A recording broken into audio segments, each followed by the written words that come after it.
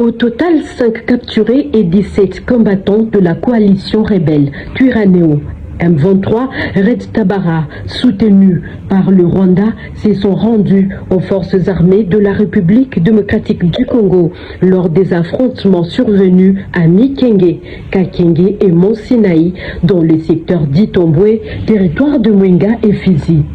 Après avoir été présenté auprès du commandant des opérations Sokola 2 Sud Kivu, le colonel diplômé d'état-major Apoko Bangala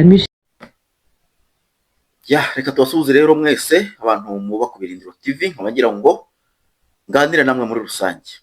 Aha rero tugiye kuvuga ku ntambara ya Minembwe aho muri Repubulika ya Demokarasi ya Kongo aho mwumvise hamaze iminsi za bombardement nko ku kiganiro nakoze ngira ngo nabiberetse, hakaba hitanze benshi, hakaba hapfuye benshi.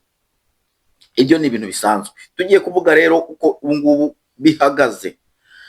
Biravugwa ko Wazalendo bamaze kugera muri Minembwe, muri centre ya Minembwe, ariko bakaba batari batangaza ikintu na kimwe bitewe nuko bakiri gukora icyo bita search cyangwa bakiri gukora patrouille ngo barebe niba nta mwanzi wagiye hasigara, cyane cyane ko ubushize nababwiye ko hari abantu bagiye bataba intwaro basanze ngo ari depo y'intwaro. Icyari Minembwe ngo cyari depo y'intwaro ku buryo wagira ngo ni igihugu cyahimukiye. Akaba ariyo mpamvu rero bahageraga bakarasa amasasa akabashira niko ukabona abandi bo ramforo ntayiza kandi bakomeza bakarwana. Ubwo rero bavugaga bati hani muri commandement militaire ya Sud Kivu ya RDF M23 Twirwaneho Red Tabara nabo bantu bose urumva ko ayo makundi yose cyangwa se ibyo ayo matsinda yose niho yari afite ibyicaro muri Minembwe, ku buryo ngo aho wasangaga n'abagore n'abana baragiye babitswa amabunda abandi bakabitswa amapistolet. Amakuru akaba ari uko nguko ameze, bikavugwa ko kugeza ubu ngubu biravugwa ko Wazalendo na FARDC nabwiye kwa unité spéciale zarangije amashuri hanze baraho bita Rutagunda ngo hafi y'umusozi bita Sinayi. Ibyo rero byabaye mu gihe abofisiye abasirikare bose ba M23 na RDF ngo binjiye mu rusengero bagasangwamo, bakavuga ko ngo bamwe ari abadiyakoni abandi ari abapasiteri bamaze gukuramo imyenda imbunda bazijugunye. Ngo urwo rugamba icyo bise M23 irimo irwana n'abafatanyabikorwa ba umusaza barafinda yarabuza tugiye mu kampuni utazi nyirayo, utazi aho yashingiwe, utazi n'ikigamije, nta mushahara n'umwe ushobora kuzagira. Umushahara ni urupfu, umushahara ni ukugwa ruhabo. Voilà uko ikibazo ubu gisigaye gihagaze. Dufite rero hano uwo bita Serugaba. Uwo bita Serugaba nawe yanditse message kuri WhatsApp. Intelligence artificielle irakora, mujye mutinya abazungu n'abantu babi cyane, nta kintu ushobora gukora ngo batere kugishyira hanze. Uyu nawe ni umukolonel Serugaba yavuze ati yemwe ubu nibwo tubonye rezo mu dusengere twirwaneho yananiwe. Arongera yohereza indi message aravuga ati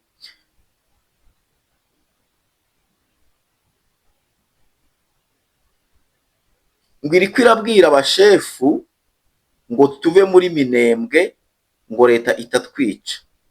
Abashefu banze no kuvuga ngo ikintu ngo bashaka ko ngo bahita bahungana bari abaturage baza Minembwe bakabwira bakikorera imizigo bagashorera n'inka, ngo bikagaragara ku miryango mpuzamahanga yuko ngo FARDC na Wazalendo n'abandi bafatanyabikorwa babo bose uko barimo bahonyanga uburenganzira bw'ikiremwa muntu ngo abaturage b'abanyamurenge nyine za systeme zabo bakoresha bakikinga inyuma y'abaturage kugira ngo bagire ku cyo bashaka. Nicyo rero bashatse gukora muri Minembwe. Habashimiye rero bari abagabo nabo babagabo b'abapatriote banze gutatira igihango, banze gutatira igihugu cyabo. Ndabibuka mwabagabo mwere mukomere cyane, nibo babwiye abaturage bati ntimuva aho ngaho, timubareke bakuremo impuzu bihishanye namwe, FARDC irazira ibarebe abirafatanye nirabatwarika abaturage musigara aho ngaho ntacyo FARDC bubatware. Voilà, abantu bari barinjiriye barafashwe bugwate mu bitekerezo, bafatwa bugwate kubw'umubiri kugira ngo baporoteje inyungu z'u Rwanda, inyungu z'abayobozi b'u Rwanda nk'uko bafashe abahutu, rero ko bari barafashe n'abatutsi bari muri Kongo, bababwira ko ngo baje ngo kubatabara, bababwira ko baje kubaha igihugu. Nkaba nihanganishije ababyeyi mwabuze abanyu, nkaba nihanganishije abasore mwabuze bakuru banyu, ababuze barumuna babo, babwira nti nguko uko abahutu nabo babaye barangiye. Ugapfusha nturire ngo urize uri gutiza umwanzi umurindi ngo ni icyaha, ugapfusha ntuhambe ntibatumureba no ku murambo wawe. Ngira ngo mwarabibonye byabaye ejo bundi ubwo Karasira ntabwo se ari umucikacumu si umututsi, ariko ngira ngo abantu mwese mwarabibonye uko byagenze. Abantu rero mu Minembwe, Abanyamulenge ndabihanganishije, nimwe namwe mubaye icyo bita example ku isi ya Mungu. Nibwo abantu bagiye kumenya rero uburyo akarere k'ibiyaga bigari kinjiriwe, abantu bakaza bakiyita ko ari Abagande atari Abagande, bakaza bakiyita Abanyarwanda atari Abanyarwanda, ari abantu baje gupagasa kugira ngo ibihugu by'amahanga bibeho, abaturage basanzwe muri ako gace bapfe bashire barangire, bicwe n'ubukene, bicwe n'inda, bicwe n'ubutindi, bicwe n'indwara, abandi bo ntabajyane, ntacyo bibabwiye. Ibaze rero noneho abahutu byahereye muri za 90, murabizi abantu babyumva niho batangiye guhunga na za Kagitumba, kugeza na n'ubu umuntu apfa urwo rupfu. Bagira ngo barakurokoye wenda cyangwa isugize muri Monisco uratashye n'undi wagera hariya batifata intwaro ugenda rifu. Ibyo ntabwo ndi bubyinjiramo cyane, ariko kugira ngo mwabyumvise icyo nashatse kuvuga aho ngaho. Rero iyi message nayo iravuga ngo twirwaneho yarangiye kabisa, ngo na Majoro Bibarwa yarashwe. Ngayo nguko uko ibintu bimeze. Mwakabyara mubwira abana bave muri ibyo bintu byo kubarangaza, bave muri zo distraction. Banyarwandakazi, umuntu ufite umwana muri biriya bintu bya M23 no kohereza abana banyu muri Kongo, twaravuze twarababwiye duti Kongo ni y'abandi, kandi hari abagira umuti bita mayimayi urakora. Iyo bintu nabivuze kera, guhera kera nabivuze, ndababwira nti u Rwanda n'umuntu witeye uriya muti apfushije abantu babiri, wowe upfushije 30 ya 40. Uriya muti bawusuzumira ku kajerekani, bawushyira ku kajerekani, ugatungaho imbunda ukarasa, ka kajerekani kagasimbuka ntigatoboke. Iyo tubivuze rero abantu bamwe ngo ntibabyemera, ngo biba ari iby'amashitani, ngo iby'amashitani ntibabyemera, ariko njyewe ndi umuntu umwe mu bantu babonye ibintu nk'ibyo, nanjye narabipingaga nkavuga ibyo bintu ntibibaho, ariko ibyo bintu bibaho, kandi ibintu ngo ni esprit zabo cyangwa se n'abakurambere babo nabo babiba. Akaba ariyo mpamvu umuzungu atabishaka kubwira ko ngo kujya kureba abakurambere bawe ari icyaha, ahubwo bakadutenga kujya gusenga abakurambere babo. Baya ngo ujya gusenga ngo Bikira Mariya ntabwo ari umunyafurika, cyangwa se niba ari n'umunyafurika, igisekuru cye nta nubwo tukizi, ntacyo nkomokamo nkanjye n'undi uwo ari we wese. Ngo tujye kwizihiza abatagatifu, ugasanga abantu b'abazungu, ukajya kuramya, n'uvuga ngo ukajya kumusabira umugisha, nawe uri umutindi nta kintu. N'uvuga ngo ibyo twagomba gukora ko twisabira, tujye kubisabira bo babashe kubona ubukire, twebwe dusigare turi abatindi buri gihe duhore dutegekwa, kandi ubukire babukura iwacu. Ngibyo ibyo amakanisa yatuzaniye, ngibyo abazungu batuzaniye, ngibyo n'abayobozi batuzaniye, nabo bakaza batubwira ko ibyo ngibyo ari byo kugira ngo babashe kugendera mu ngendo zabo banyagwa. Ibyo ni ikibazo gikomeye cyane. Akaba ariyo mpamvu rero mvuga nti Abanyamulenge cyangwa se abatutsi bo muri Kongo kudesha namubashije kuva mu menyo ya rubamba, wenda n'abahutu mu Rwanda nabo baraboneraho batangira bavuge batuzi ko bya bintu ari byo. Nuko bimeze, nuko ibintu bimeze, nuko ikibazo kimeze kabisa. Kudesha po aha baravuga ko ngo muri Minembwe habaye agakuryo, ubwo wazanizo yageraga muri Minembwe, abitwaga intare za Sarambwe, abitwaga Red Tabara, abitwaga Android, abitwaga biriya bintu byose ari amazina yose muzi y'abari abantu. bashyize intwaro hasi bose birukira mu rusengero. Babasanze mu rusengero bati wowe tigiye ntabwo ndi umusirikare, bati reka turebe hano ku rutugu. Bareba bagasanga boroteri y'imbunda niyo yakoboye, bati none iyi boroteri yaturutse hehe? Kuramo inkweto, bajya kureba bagasanga insisi ino reka tuvuge kwenda bote bose bazambaraga. Bati reka turebe umukandara, turebe imikandara yafataga. Bajya kureba umukandara bagasanga yakoreshaga sentire y'igisirikare. Birangira rero nyine murabizi abantu bamwe bagira impuhwe abandi ntazo bagira, babihoreye nyine bati nuko bimeze nyine, gushyira intwaro hasi mutwereke naho izindi ziri. Voilà, namwe ndababwiye ni coup de chapeau. Umuntu wari kubabeshya ngo mufate abaturage mubabwire bikorere bashorere inka ngo bagende ngo bahunge, abo ni ba bantu babinjiriye. Nta kavukire uva ku butaka bwe. N'abantu muri mu Rwanda coup de chapeau, nta kavukire uva ku butaka bwe. Bigiye kuzagera igihe kavukire nawe agira uburenganzira. Abantu bagiye babahemukira uhereye kuri meya ugutegeka, uhereye kuri mudugudu, mubashyire kuri list.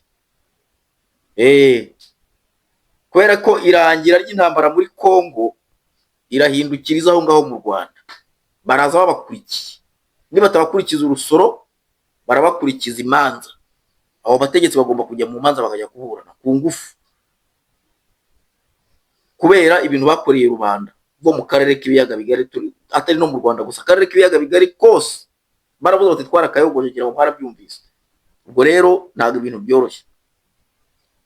Aha rero dufite andi makuru nayo avuga ko aho bita Mikenge, Gakenge,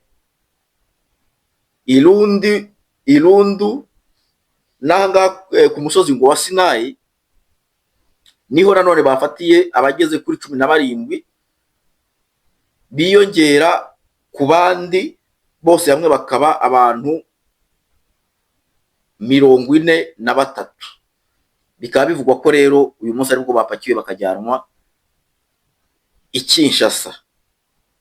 Ndaje shire hiyo video nayo muyirebe, sinzira YouTube itari bumana ariko ndayikoresha nyine nkuko twayibonye. Ni ibintu bikomeye cyane ibintu FARDC bikora. Niba ngo bari abana binjiye ubu ngubu niyo FARDC rero nyayo, apana ba bantu ba Kanambe na Bakabira na ba Museveni batuzaniye hari.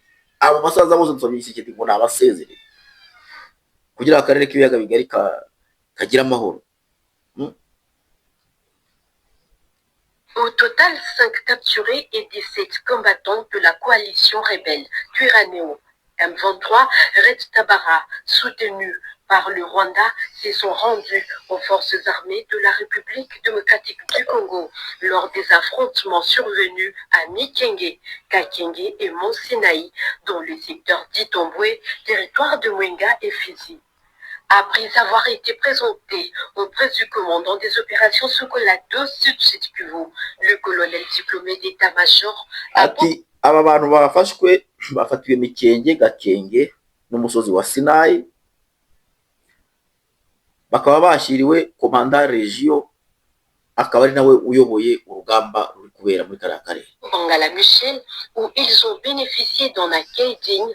Ils ont été conduits au poste de commandement de la 13e brigade de réaction rapide pour un réarmement moral. Parmi les combattants ayant déposé les armes, ati bajya kuri brigade ya 13 ngo ya réaction rapide kugira ngo babashe kugezwa aho un jeune membre de la communauté Banyamulenge, ancien élément du groupe armé Twirwaneho. Interrogé après sa reddition, il a affirmé avoir été victime de manipulation et a salué l'accueil reçu au sein de l'armée congolaise.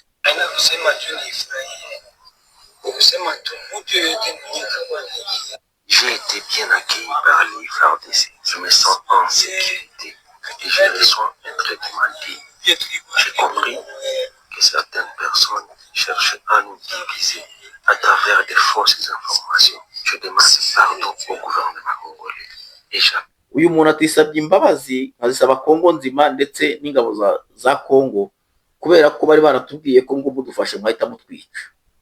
Nkaba mbona nta kibazo ufite rero, ati akaba ariyo mpamvu usabye imbabazi, mbwira n'abasigaye ko bagomba kuza.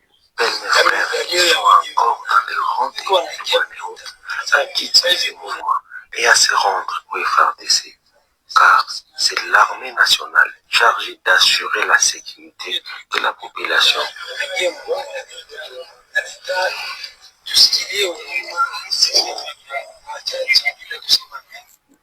Un autre combattant ayant fait défection a également exhorté le membre des Twirwaneho et de Red Tabara à abandonner la lutte armée afin de favoriser le retour de la paix dans les hauts plateaux de Minembwe.